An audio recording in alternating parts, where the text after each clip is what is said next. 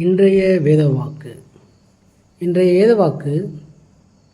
மனுக்குலத்தின் பாவங்களை மன்னிக்கிற அதிகாரமுடைய ஒரே தேவன் இயேசு கிறிஸ்து மாத்திரமே.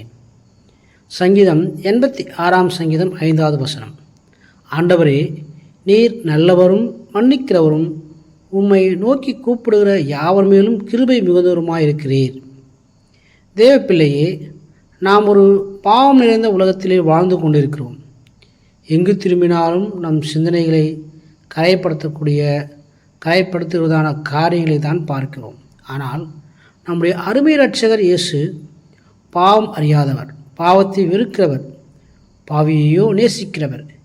இந்த பாவம் நிறைந்த உலகத்திலே 33 ஆண்டு காலம் நம்மை போல மாம்சத்திலே வாழ்ந்தாலும் பாவத்தின் வாசனை அவரை தொடாதபடிக்கு அவைகளை மேற்கொண்டு நமக்கு ஒரு மாதிரியான சவாலான வாழ்க்கையை வாழ்ந்து காட்டினார். நாமும் கூட இந்த உலகத்தின் பாவங்களுக்கு அடிமையாகாதபடி அவைகளை மேற்கொண்டு பரிசுத்தமாய் வாழும்படியாகவே தேவன் விரும்புகிறார். என்றைக்கு ஆதாம் ஏவாளும் சாத்தானின் தந்திரமான வார்த்தைகளுக்கு இடங்கொடுத்து தேவ கட்டளையை மீறினார்களோ அன்றைக்கே இந்த உலகத்திலே பாவம் உட்பிரவேசித்தது.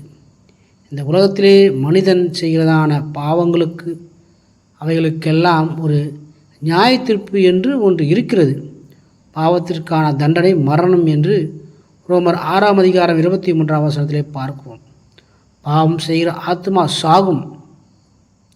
எசேக்கியேல் 18 வசனத்திலே பாவம் வாசற்படியிலே படுத்திருக்கும். ஆதியாகமம் 4:7 நாம் வேதத்திலே வாசிக்கிறோம். வேதம் திட்டமாக எச்சரிக்கிறது. ஒரு மனிதனுக்குள் பாவம் செய்ய தூண்டுகிறவன் சாத்தான். அவனது பிரதான நோக்கம், திட்டம் ஆத்துமாக்களை பாவத்திற்கு அடிமைப்படுத்தி நரகத்திற்குள் கொண்டு சேர்ப்பதுதான் அவனுடைய முக்கியமான நோக்கம். ஆனால் இயேசு கிறிஸ்துவோ பாவத்திலிருந்து மனுக்குலத்தை இரட்சித்து அழியாத நித்திய ஜீவனுக்குள் நடத்துகிறவர். அன்பானவர்களே, இன்றைக்கு மனுக்குலம் பாவ பாரத்தினால் தவித்து கொண்டிருக்கிறது. தான் செய்கிற பாவத்திற்கு சரியான பரிகாரம் வழியை தேடி தெரியாமல் பாவ பரிகாரம் என்ற பெயரில் பாவத்தின் மேல் பாவத்தை அள்ளி குவித்து கொண்டிருக்கின்றார்கள். அருள்நாதர் இயேசு சர்வலோகத்தின் பாவங்களையும் தன்மேலே சுமந்து அதற்கான பரிகாரமாக தன் பரிசுத்த இரத்தத்தை கல்வாரி சிலுவிலே ஊற்றி கொடுத்து மனுக்குலத்திற்கு ரட்சிப்பை இலவசமாய் சம்பாதித்து கொடுத்திருக்கிறார். இந்த ஒரு மெய்யான அறிவை ஜனங்கள் அறிந்து கொள்ள முடியாதபடி பிசாசன் அவர்களுடைய மனக்கண்களை குருடாக்கி வைத்திருக்கிறான். உண்மையான பாவ மன்னிப்பை தரக்கூடிய அதிகாரமுடையவர் ஆண்டவராகிய இயேசு ஒருவரே. உண்மையான பாவ உணர்வோடு ஒருவன் தேவனிடத்தில் வருவானேயானால் 1000 தலைமுறைகளுக்கு தேவன் அவனுக்கு அவனுடைய அக்கிரமத்தையும் மீறுதலையும் பாவத்தையும் மன்னிக்கிறார். யாத்திராகமம் 34:7 வாசிக்கிறோம். துன்மார்க்கன் தன் பாவ வழி அக்கிரம நினைவுகளையும் விட்டு கர்த்தரிடத்தில் திரும்ப கடவன். அவர் அவன் மேல் மனதுருகுவார். அவர் மன்னிக்கிறதற்கு தயை பெருத்தவராயிருக்கிறார். ஏசாயா 55:7 வாசிக்கிறோம். விபச்சாரத்தினால் கையும் களவுமாய் பிடிப்பட்ட அந்த ஸ்திரீயை பார்த்து கல்லெறிந்து கொள்ளும்படி கொண்டு வந்தார்கள். ஸ்திரீயை பார்த்து, நீ போ, இனி பாவம் செய்யாதே என்று இயேசு அன்போடு சொல்லி அவள் பாவத்தை மன்னித்து சந்தோஷத்தையும் நித்திய ஜீவனையும் தந்து அனுப்பினார். பிரியமானவர்களே, பாவ பாரத்தினாலும் ஆத்மாவில் ஏற்பட்ட தொய்வினாலும் மனம் கசந்து வாழ்ந்து கொண்டிருக்கிறீர்களா? பாவத்திற்கான உண்மையான பரிகாரம் தெரியாமல் அழிந்து கொண்டிருக்கிறீர்களா? மன போராட்டத்தினால் வாழ்க்கை வாழ்வதை விட சாவே உங்கள் மனம் நாடுகிறதா?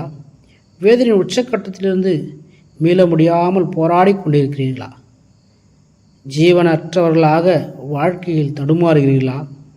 உங்கள் இருதயம் கலங்காதிருப்பதாக. உங்களுக்கு தன்னுடைய கடைசி சொட்டு இரத்தத்தையும் ஊற்றி கொடுத்தவர் அவ்வளவு எளிதாக உங்கள் ஜீவனை விற்றுவிட மாட்டார்.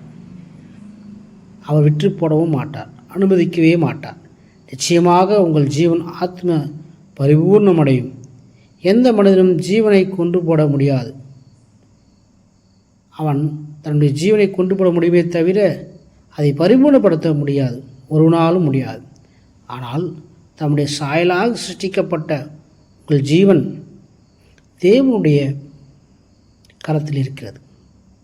அவருடைய பார்வையிலே உங்கள் ஜீவன் ஆத்துமாவும் வெளியேறப்பெற்றவர்கள். நிச்சயமாகவே கர்த்தர் உங்களை வாழ வைத்து பரிபூர்ணப்படுத்தி தம்முடைய நித்திய வாழ்க்கைக்குள் கொண்டு போய் சேர்க்கும் வரைக்கும் எந்த ஒரு அந்தகார பாவத்தின் சக்திகளுக்கும் தொடாதபடி தம்முடைய பராமரிப்புக்குள் உங்களை வைத்து பாதுகாப்பார். காரணம், அவரே உங்களை பரிசுத்தமாக்குகிற கர்த்தர். அவர் ஒருவரே பரிசுத்தத்தின் பூரண எல்லைக்கு கொண்டு வரச் செல்ல அதிகாரமுடையவர். இன்றைக்கே மனம் திறந்து உங்கள் குறைகளை குற்றங்களை தேவ சமூகத்திலே அறிக்கையிட்டு அவரோடு ஒப்புரவாகிவிடுங்கள்.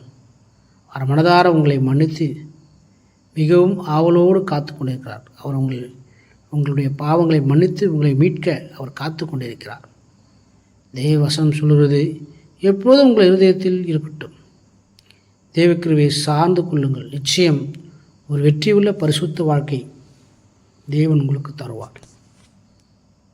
நாம் தொடர்ந்து நம்முடைய வாழ்க்கையில் இருக்கிற அந்த பாவத்தில் இருந்து விடுபெற்று கடவுளுடைய வார்த்தையின்படியே வாழ பிரயாசப்படுவோம்.